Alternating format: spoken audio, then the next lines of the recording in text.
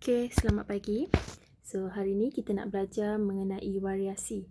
Okay, variasi ni dia ada dua jenis. Variasi selanjar dengan variasi tak selanjar. Okay, kita akan tengoklah. Okay, so kita mula. Okay, so kita tengok dulu apa itu variasi selanjar. Okay, variasi selanjar, variasi yang menunjukkan perbezaan yang tidak ketara ataupun tak jelas. Contohlah kita tengok kat sini dalam gambar ni, okay, ketinggian. So ketinggian dia, ketinggian setiap orang ni tak sama tapi tak ketara sangat. Okay, macam tak jelas sangat. Macam ada yang tinggi 150, ada tinggi 151. So itu variasi selanjar. Okay, inilah yang saya cakap tadi. Jisim badan pun sama. So kita kat sini, kita tak boleh tengok. Tak boleh nak beza. Ada yang berat 40, ada yang berat 50. Sebab apa? Sebab tinggi dengan jisim ialah variasi selanjar. Kita tak boleh nak tengok beza dia tu dengan ketara. Okey, jadi bila kita lukis graf untuk variasi selanjar, graf dia ni, okay, awak tengok petak ni, okay. So, setiap petak ni rapat-rapat. Ni rapat je petak dia. Okay, ini ialah variasi selanjar. Sebab apa? 145 sampai 149. Lepas tu 150 sampai 154. Okay, sebabnya kita punya ketinggian, manusia punya ketinggian ni bersambung. Ada orang tinggi 149, ada orang tinggi 150. Okay, jadi bila kita lukis bar dia bersambung. Okay, so kita tengok contoh untuk variasi selanjar. Okay, variasi selanjar ni kuantitatif. Kuantitatif ni maksud dia kita boleh ukur. Okay, macam tinggi awak 153. So kita boleh ukur.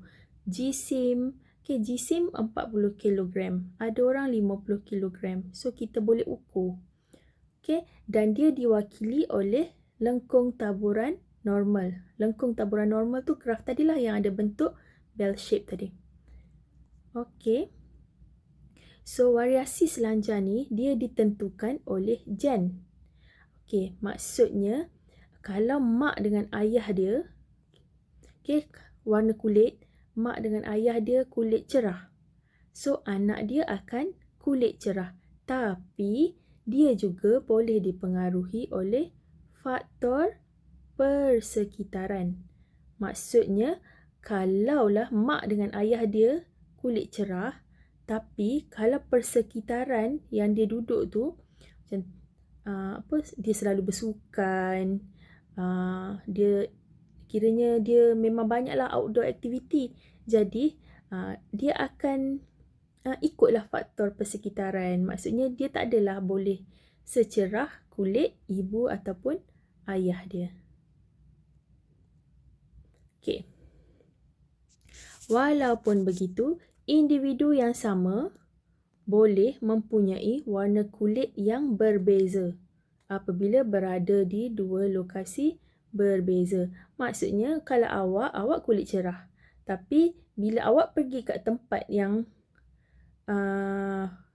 matahari dia, maksudnya yang orang selalu tan-tankan kulit tu, dia bolehlah dapat warna kulit yang dia nak, macam ni lah, macam apa, Mak Saleh tu, orang-orang Inggeris tu, bila dia datang Malaysia, dia akan buat tankan kulit dia. Maksudnya dia individu yang sama dekat negara dia kulit cerah.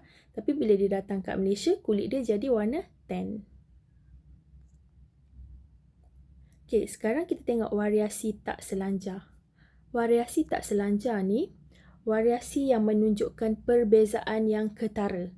Okay, jadinya awak dengan saya ada perbezaan yang sangat jelas. Jadi apa contoh-contoh dia? Contoh dia ialah kebolehan menggulung lidah. Okay, so ada orang dia boleh menggulung lidah. Ada orang tak boleh menggulung lidah. So itu ketara. Beza sangat dia punya ciri.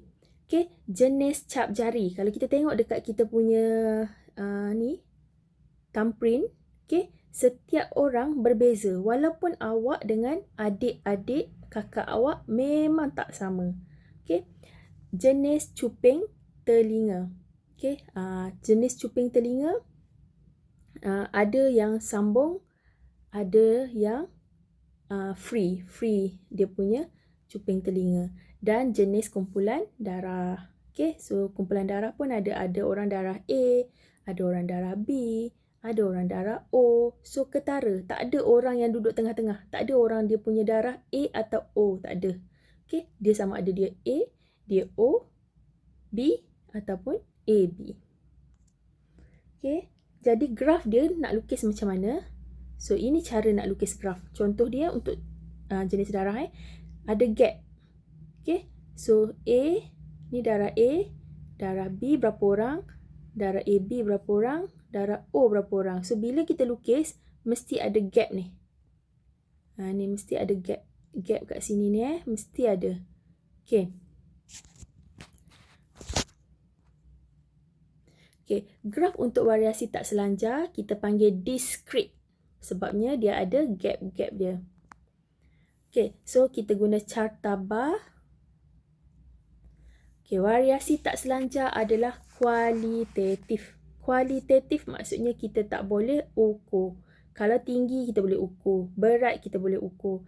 Tapi kebolehan menggulung lidah kita tak boleh nak ukur. Okay, cap jari kita tak boleh nak ukur. So itu maksud kualitatif. Dan ditentukan oleh faktor genetik sahaja. So ini kita memang ikut apa yang ibu atau ayah kita punya ciri. Okay. So variasi tak selanjar boleh diwarisi daripada satu generasi kepada generasi yang berikutnya. Okay. Mak kita boleh warisi dekat kita, kita boleh warisi dekat anak. Okay, sebab dia tak dipengaruhi oleh faktor persekitaran. Pergilah negara mana pun, kalau awak boleh gulung lidah, awak tetap boleh gulung lidah dekat negara lain. Okay? Okay, so sekarang kita nak tengok faktor-faktor yang menyebabkan variasi. So ada dua. Tadi kita dah tengok dah, ada faktor genetik dengan faktor persekitaran. Okay, faktor genetik ni dia jadi bila? Bila meiosis. Kita dah belajar. Okay, meiosis ada pindah silang. Okay, bila ada pindah silang, okay, dia jadilah pertukaran bahan genetik dan hasilkan kombinasi genetik yang baru. Okay, penyusunan kromosom secara bebas. Ini pun sama. Okay, menghasilkan gamet yang mempunyai maklumat genetik berlainan. Okay, persenyawaan secara rawak antara gamet jantan dengan gamet betina. Okay, so sperma ada banyak. Sperma mana yang berjaya senyawakan ovum? So itulah kita punya kandungan genetik. Okay, mutasi kromosom dan gen menghasilkan fenotip baru. Okay, ni untuk kes-kes yang ada mutasi kromosom ataupun mutasi gen. So dia akan hasilkan fenotip yang baru. Okay, kalau faktor persekitaran pula, faktor persekitaran, contoh dia pH, cahaya matahari, suhu, air, iklim, pemakanan. Okay, so pemakanan pun faktor persekitaran. Okay, boleh menyebabkan perubahan ciri-ciri organisma. Contohlah, seseorang dia ada warna kulit yang gelap kalau selalu terdedah kepada cahaya matahari. Okay, sama juga. Ibu dengan ayah dia kurus je, tapi anak dia gemuk. Sebab apa? Sebab dia terlebih makan. So itu pun faktor persekitaran. So mak ayah tinggi tak semestinya, mak ayah tinggi kurus tak semestinya anak pun akan tinggi dan kurus. Kalau anak tu makan lebih, dia akan jadilah gemuk. Okay, bunga hydrangea species berwarna biru jika ditanam dalam tanah berasid. Kalau kita tanam dia dekat tanah beralkali ataupun neutral, bunga ni akan keluar jadi warna merah. Okay, so itu ialah faktor persekitaran. Okay, so sekarang kita nak tengok kepentingan. Kepentingan. Okay, kepentingan variasi. Okey, pertama, variasi membolehkan organisma boleh menyesuaikan diri terhadap perubahan persekitarannya. Okey, so kita boleh sesuaikan diri dengan persekitaran bila ada variasi. Yang kedua, individu dengan ciri berlainan ataupun berbeza daripada kumpulan majoriti, mampu untuk bertahan, menyesuaikan diri dan bermandiri dengan perubahan persekitaran. Walaupun kita lain, tapi kita boleh menyesuaikan diri dan hidup ikut perubahan persekitaran. Kalaulah semua individu adalah serupa, mereka akan pupus apabila suatu perubahan drastik berlaku. Ini contoh macam yang kita belajar sebelum ni pasal pokok jagung.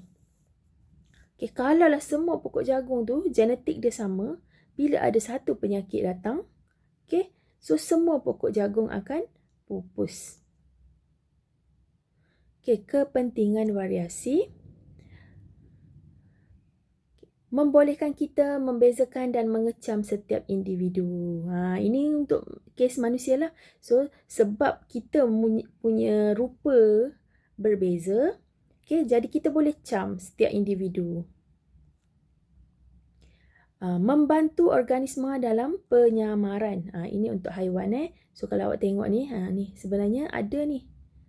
So, sebab dia bervariasi, jadi dia boleh menyamar. Tengok dia jadi macam batang pokok. Sebab nak melindungi diri dia. Kita tengok lagi kepentingan. Variasi pada haiwan meningkatkan nilai tambah sesuatu haiwan dan tumbuhan tersebut.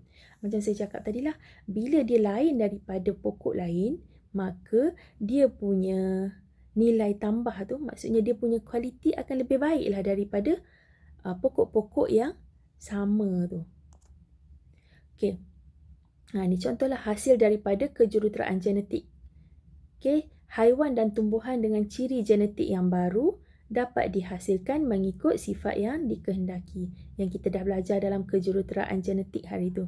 Kita dah belajar dalam GMO dengan teknologi DNA rekombinan. Bila dapat genetik baru, maksudnya dia lebih baik. So, kualiti dan kuantiti hasil pertanian dapat ditingkatkan. So itu sahaja untuk kelas hari ini. Terima kasih.